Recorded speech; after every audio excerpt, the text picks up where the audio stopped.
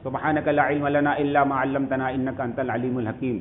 قال الله سبحانه وتعالى في كتابه المجيد: أعوذ بالله من الشيطان الرجيم. بسم الله الرحمن الرحيم. إن الله لا يغفر أن يشرك به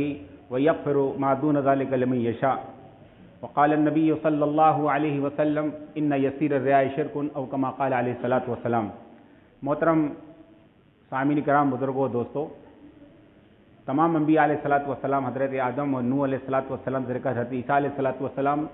اور آخر میں ہمارے اور آپ کے حضرت محمد مصطفیٰ صلی اللہ علیہ وسلم جو سب سے پہلا پیغام لے کر آئے وہ توحید کا پیغام لے کر آئے.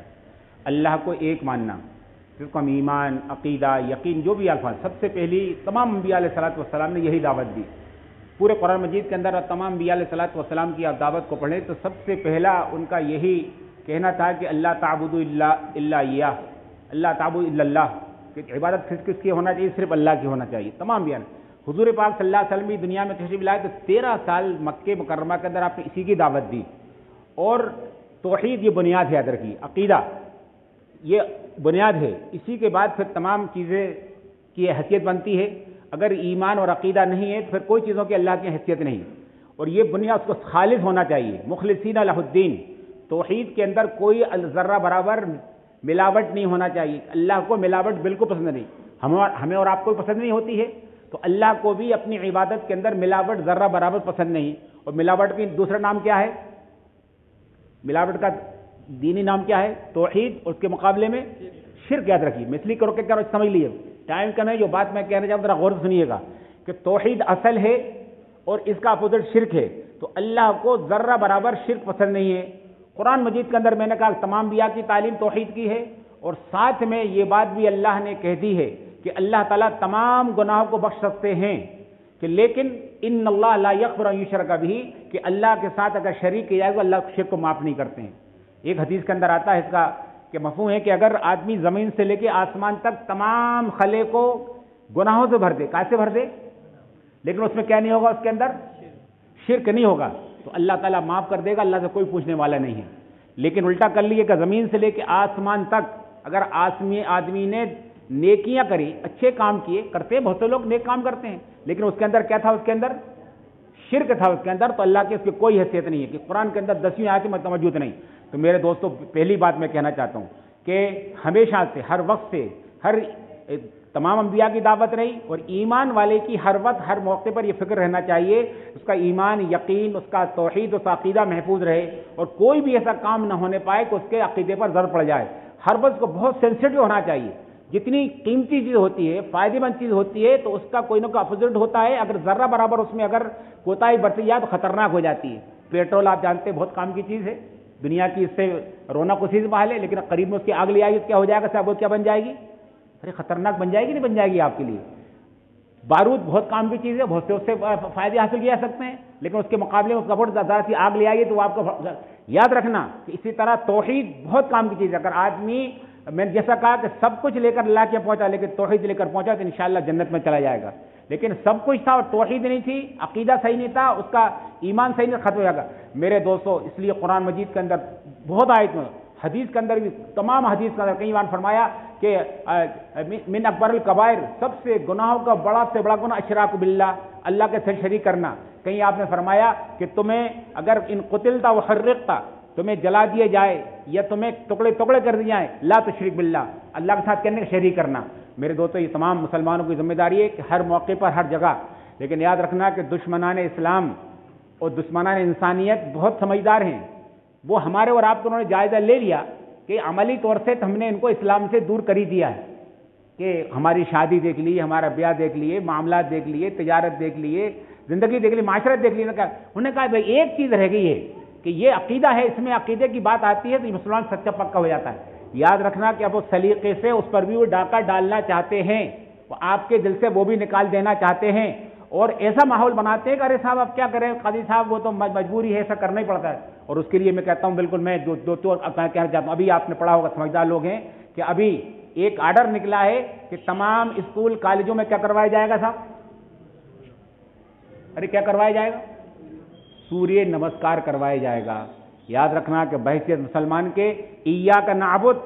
ہم ہر نماز میں کہتے ہیں عبادت صرف کس کے لیے ہے؟ ہم صرف یہ تمام دنیا کی ہر چیز اللہ کی پیدا کرتا ہے، وہ خالق ہے، عبادت صرف کسی کرتے ہیں ہم، قل اعوذ برب الناس ملک الناس الہ الناس، جو رب ہے، جو خالق ہے، جو مالک ہے، وہی ہمارا الہ ہے، اس کے علاوہ کوئی چیز، دنیا کی کوئی چیز مالک نہیں ہو سکتی، تمام بھی علیہ الصلوۃ والسلام۔ تو میرے دوستو اس وقت یہ بڑے سلیقے سے ہمارے اور آپ کی ایک مجبوری ہے ہماری، دیکھیے تمام بچے ہمارے اسکول کالج میں پڑھ رہے ہیں، اب آپ ارے صاحب وہ تو چلتا ہے، تھوڑا یاد رکھنا ہے کہ چلتا نہیں، آپ چلتے ہو جائیں گے، پھر یاد رکھنا آپ کا، پھر آپ کا یعنی کوئی چیز بچے گی نہیں، پھر آپ کا یہ ایک آخر ہے گا۔ ایک مجھے ایک واقعہ یاد آ گیا، سنا دوں، ٹائم نہ کرتے گا میں، لیکن ایک بیچارے بہت ہی شرابی کبابی شاعر تھے، شراب بڑے شاعر تھے، شراب پیتے تھے، اور شراب کی دھوت میں بڑا اپنا سمجھتے تھے، تو ایک مرتبہ شراب پیے کے دھوت میں تھے، اور کئی ان کے بیٹھے ہوئے تھے ساتھ والے، تو انہوں نے شاعر اپنے آپ کو کسی کے سامنے لاتا نہیں، تو انہوں نے کہنا فلاں کے بارے میں فلاں تو صاحب کچھ نہیں آتا، یہ ہے سکر، آخر میں اس نے کہہ دیا کہ تم محمد کے بارے میں کہتے ہو۔ یاد رکھنا کہ لکھا ہوا ہے کتابوں کے اندر کہ جیسے ہی حضور کا نام اس کے سامنے آیا تو اس نے وہ اٹھا کے جام اس کے منہ پہ مار دیا۔ انہوں نے کہا بدماش، تو میرا آخری عقیدہ مجھے چھیننا چاہتا ہے؟ ٹھیک ہے میں گناہ گار ہوں، لیکن حضور کی محبت میرے دل کے اندر، عقیدہ میرا درست ہے، ہٹ، آج سے میرا کوئی ساتھی نہیں۔ میں بھی آپ سے کہنا چاہتا ہوں، دنیا میں ہم کو ایک دن چھوڑ کے جانا ہے، یا دنیا سے اگر ہم چھوڑ کر جاتے ہیں ایمان عقیدے اور یقین کے ساتھ جاتے ہیں تو اگلا قدم کہاں پر ہوگا انشاءاللہ۔ اور اگر یاد رکھیے، اگر آپ نے سب کچھ حاصل کر لیا، لیکن اگر آپ نے سودا کائے کا کر دیا، آپ نے توحید کا، ایمان کا، یقین کا، عقیدے کا سودا کر دیا، تو یاد رکھنا اگلا قدم اللہ تعالیٰ تیار کر رہا ہے۔ اس لیے موجودہ حالات کے اندر اب کیا کرنا ہے ہم کو، میں خالد میں کہہ رہا ہوں، ابھی ہم بات ہو رہی تھی، دو کام کرنا ہے۔ دیکھیے اس وقت ایک ماحول بنا ہوا ہے سردی کا، تو ہمارا آپ نکلے تو کیا کریں صاحب، دیکھیے ٹوپا بھی لگا کے آئے ہیں، رومال بھی ڈال کر آئے ہیں، شیربان پہ لیے، اندر انر بھی پہنے ہوئے ہیں کہ کہیں سے اثر نہیں ہو جائے۔ یاد رکھنا کہ اس وقت شیطان اور شیطان کے شاگردوں نے توحید کے خلاف ماحول بنا دیا ہے، تو نمبر ایک پر تو ہماری اور آپ، میں آپ سے ہر ایک سے کہنا چاہتا ہوں، میں خالی ہنگامہ کرنے سے، بیان دینے سے تکان کے، میں خدا کرے کہ میری آواز ہندوستان کے ایک ایک مسلمان تک اور بھوپال کے مسلمان کو خاص طور سے ایک ایک پہنچ جائے۔ ان حالات میں ہر ایمان والا اپنے ایمان یقین کا جائزہ لے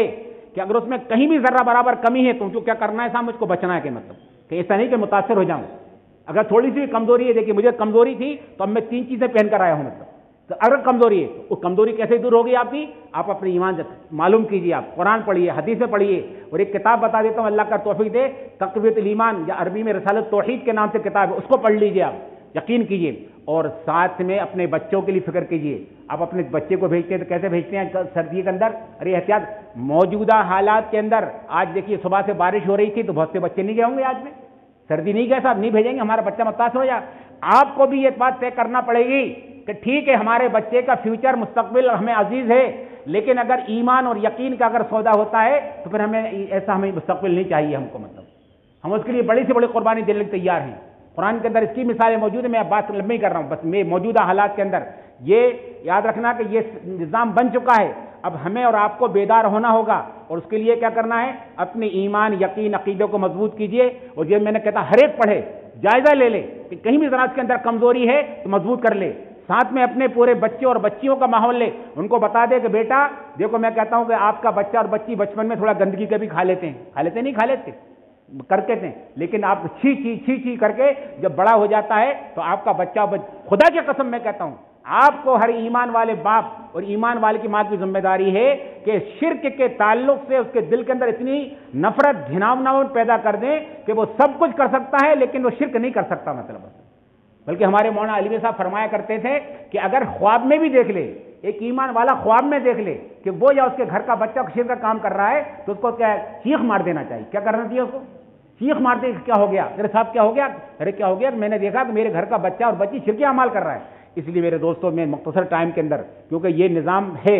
آرڈر ہو چکے ہیں، عمل کیا جائے گا، ہمیں اور آپ کو اب بیدار ہونا پڑے گا، اپنا جائزہ لینا پڑے گا، اپنا انتظام کیجئے جو کر سکتے ہو۔ میں مالداروں سے کہتا ہوں، کل سے کیا چلا کہہ رہا ہوں، تو اللہ نے اگر آپ کو پیسہ دیے، آپ اپنا انتظام کیجئے، اچھے اسٹینڈرڈ کے اسکول بنائیے، آپ کس نے منع کیا آپ کو، تجارت کر رہے ہیں آپ، اعلیٰ قسم کے اعلیٰ انگلش میڈیم اسکول بنائیے کہ ہم اپنے پڑھائیں گے، لیکن اپنے نظام سے پڑھائیں گے ہم، لیکن عجیب بات ہے کہ ہم لوگ سوئے ہوئے ہیں۔ اس لیے میرے دوستو، اب ہم بیدار ہو جائیں، اگر بیدار نہیں ہوئے تو آئندہ آنے والا وقت بہت خطرناک ہے، اور یہ یاد رکھنا کہ یہ تیاری کر چکے کہ ان کو مت چھوڑو، یہ اب یہ تو کچھ دن میں کہاں جانے والے ہیں، ارے یہ لوگ کہاں جانے والے، پہلی صف میں بیٹھے، یہ تو کہاں جانے والے ہیں، یہ تو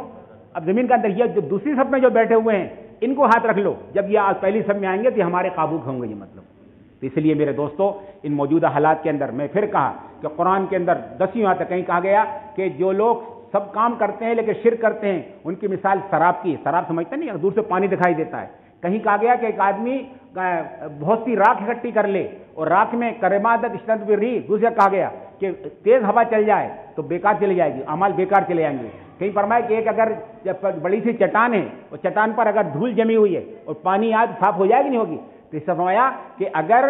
شرک کے ساتھ عمل بھی کرتا ہے تو اللہ کے اس کی کوئی حیثیت نہیں ہے، اور اگر آدمی ایمان مضبوط ہے، عملی طور سے اس سے غلطی ہو گئی، اس سے نماز میں، روزے میں، زکوٰۃ میں، کسی حرام حلال میں غلطی ہو گئی تو یا تو اللہ تعالیٰ تھوڑی سزا دے گا، یا اللہ تعالیٰ کیا کر دے گا انشاءاللہ اس کو، یہ اللہ کی قدرت کے اندر ہے۔ اس لیے میرے دوستو یہ موجودہ میں نے کہا کہ یہ آرڈر آ چکا ہے، اس پہ عمل ہونا ہے، اس پر ہماری اور آپ کی ذمہ داری یہ بنتی ہے کہ موجودہ حالات میں ہم اپنے لیے فکر کریں، اپنے بچوں کے لیے فکر کریں، اپنے ماحول کی فکر کریں، بلکہ ہمیں تو ایک ایک انسان کی فکر کرنا چاہیے کہ اللہ تعالیٰ ایک ایک انسان کو جہنم کی آگ سے بچا کے جنت میں داخل فرما دے۔ ہمارا یہ مشن ہے، ہمارے نبی